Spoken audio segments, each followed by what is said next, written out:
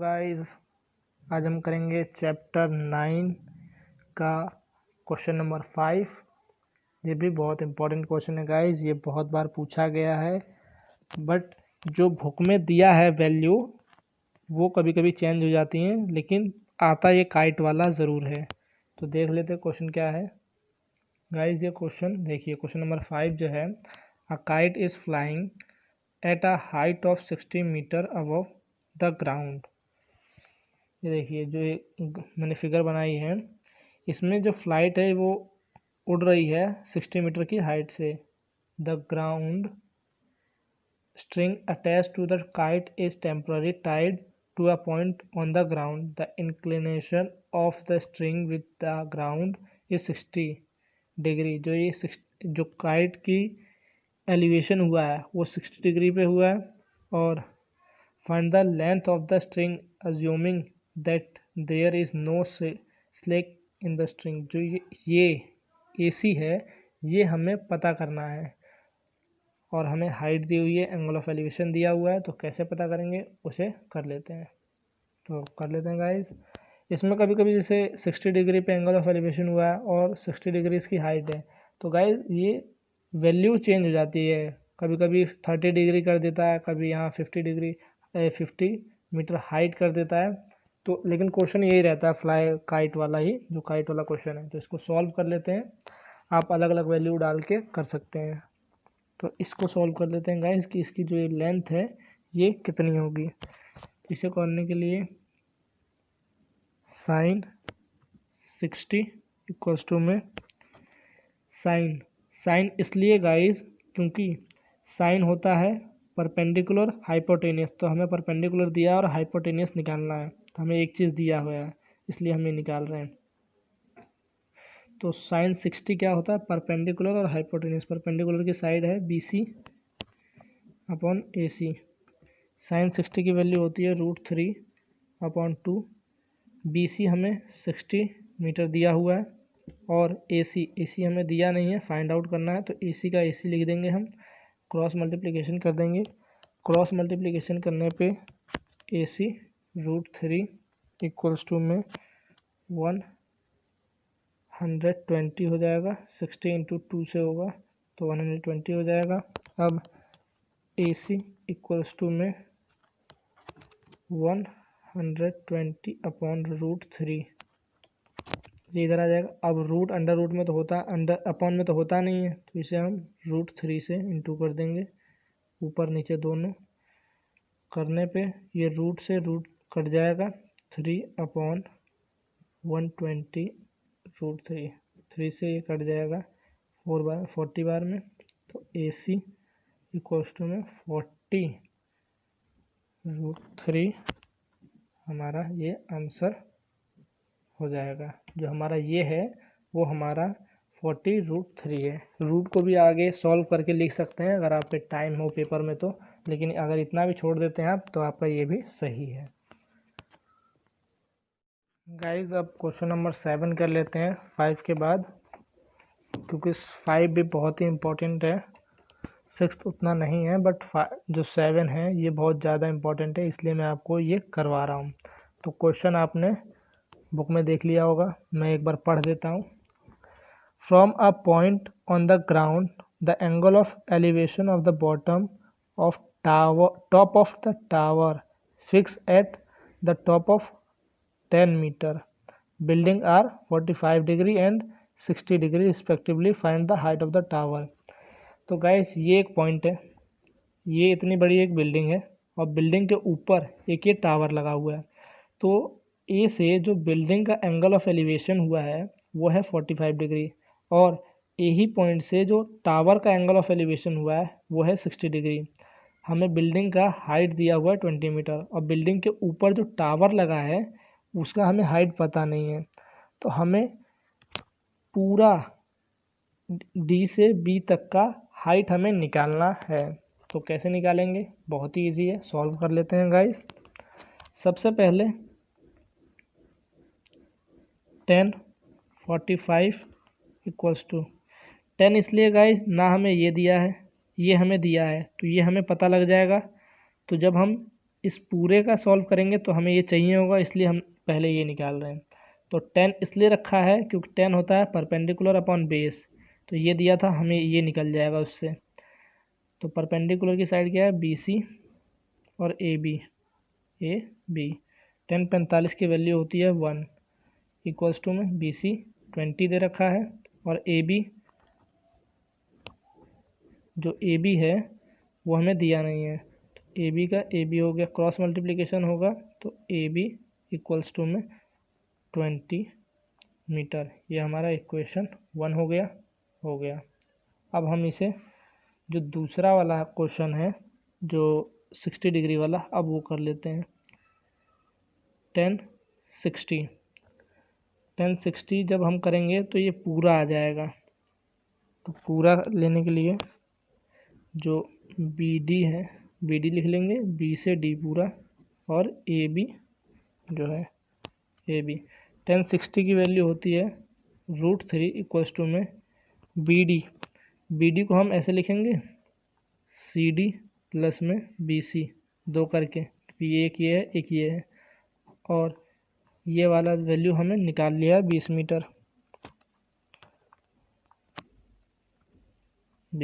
अब इसका cross multiplication कर देंगे तो 20√3 ये हो जाएगा। CD हमें दिया नहीं तो CD वैसे का वैसा ही। अब BC हमें ये 20 मीटर दे रखा है। तो अब हम क्या करेंगे गाइज, जो CD है उसे हम ऐसे ही रखेंगे, ये प्लस कर रहा है, CD ये प्लस कर रहा है, इधर आएगा तो माइनस करेगा। 20√3 माइनस 20 प्लस कर रहा है गाइज, यहाँ मल्टीप्लिकेशन नहीं जो डिवाइड में आएगा, यहाँ प्लस कर रहा है, इधर आके माइनस करेगा तो माइनस कर दिया। अब CD इक्वल्स टू में 20 को हमने कॉमन ले लिया, 20√3 माइनस 1, 20 का जब √3 से इंटू करेंगे तो ये होगा 20 बन जा 20। ये सॉल्व हो गया गाइज। जो हमारे B से D ये पूरे टावर और बिल्डिंग दोनों मिला के जो हाइट थी वो है 20√3 माइनस 1। ये हमारा आंसर हो गया। देख लो गाइज। क्वेश्चन नंबर 8 कर लेते हैं गाइज 7 के बाद। क्वेश्चन नंबर 7 में था गाइज कि ये हाइट थी, ये टावर था और इस पूरे का हाइट निकालना था। और क्वेश्चन नंबर 8 में हमें क्या दिया है, ये जो पेडिस्टल है, पेडिस्टल की हाइट हमें निकालनी है और ऊपर हमें स्टैचू जो दिया हुआ है वो, तो हमें ये निकालना था पिछली बार और इस बार क्वेश्चन नंबर 8 में हमें ये निकालना है। सब कुछ वैसा है। अब बाकी इस क्वेश्चन को भी सॉल्व कर लेते हैं गाइस, ये भी बहुत ही इजी है। तो ये सॉल्व कैसे होगा ये देख लीजिए। सबसे पहले जैसे उसमें किया था कि पहले इस ट्रायंगल का निकाला था फिर इस पूरे का, इसमें भी वही करते हैं। 1045 बराबर perpendicular base BC upon AB। 1045 1 होता है इक्वल्स टू में BC अपॉन जो AB है, AB कुछ है नहीं तो AB क्रॉस मल्टीप्लिकेशन कर देंगे, AB बराबर BC, क्वेश्चन 1 लिख देंगे इसे। अब 1060 इक्वल्स टू में BD B से D पूरा अपॉन AB 1060 होता है √3 इक्वल्स टू में BD, जब BD लिखेंगे गाइस तो BD ये प्लस ये होता है BC plus CD upon AB क्या होता है गाइस AB। अब इसकी क्रॉस मल्टीप्लिकेशन कर देंगे, क्रॉस मल्टीप्लिकेशन करने पे आएगा AB √3 बराबर BC प्लस CD, ये आया गाइस। अब इनकी जगह पे वैल्यू पुट कर देंगे, जैसे AB √3 BC कुछ नहीं था गाइस तो BC रहेगा और CD 1.6 मीटर दिया है, उसे 1.6 मीटर ही लिख देंगे। अब गाइस ये जो है इधर हम लेके जाएंगे और 1 इधर ही रहेगा।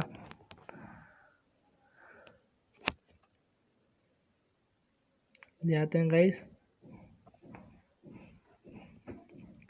ए बी जो बराबर है, ए बी बराबर है बी सी के, तो ये ए बी भी बी सी √3 और ये प्लस में बी सी है, इधर आएगा माइनस हो जाएगा, minus B C equals to 1.6। यहाँ जो ए बी √3 था ये चेंज हो गया गाइस बी सी में। बी सी क्यों? क्योंकि ए बी बराबर होता है बी सी के।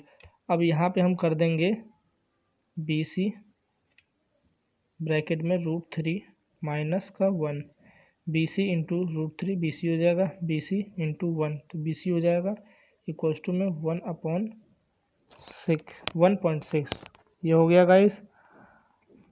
अब क्या करेंगे गाइस, जो ये बी सी है इसके साथ ये मल्टीप्लाई कर रहा है, इधर आएगा ये तो ये डिवाइड करेगा, तो यहाँ कर लेते हैं guys B C equals to में 1.6 अपॉन में √3 माइनस 1। ये जो था गाइस यहाँ मल्टीप्लाई कर रहा था बी सी के साथ, ये इज इक्वल टू इधर गया तो डिवाइड में आ गया। अब रूट तो नीचे रहता नहीं तो इसकी क्रॉस मल्टीप्लिकेशन कर देंगे, √3 + 1 √3 + 1।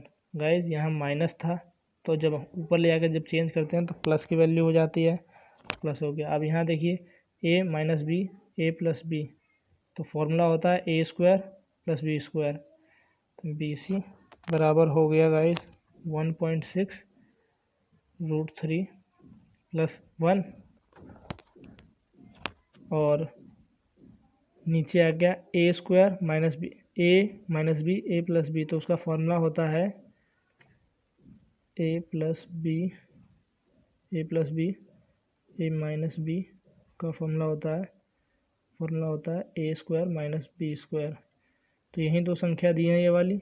अब इसका फॉर्मूला क्या हो जाएगा, a का स्क्वायर b का स्क्वायर, तो इसका जब स्क्वायर करेंगे तो स्क्वायर से जैसे a का स्क्वायर माइनस b का स्क्वायर, तो इससे ये कट गया, तो बी सी बराबर 1.6 √3 + 1, 3 में से 1 माइनस कर दिया तो 1.6 √3 + 1 अपॉन 2 से ये कट गया 0.8, तो बी सी इक्वल्स टू में 0.8 √3 + 1 ये आंसर हो गया। तो गाइस कैसे आया ये पूरा समझ आया, एक बार और देख लीजिए। ये हमें निकालना था, ये दिया हुआ था, तो ये पूरा हमने निकाला कैसे, पहले इसका निकाल लिया फिर इस पूरे का निकाल लिया, तो ये पूरा सॉल्यूशन था। तो गाइस यहाँ पे ये वीडियो एंड करते हैं। आई होप ये पूरा वीडियो आपको समझ आया हो। लाइक करें, सब्सक्राइब करें।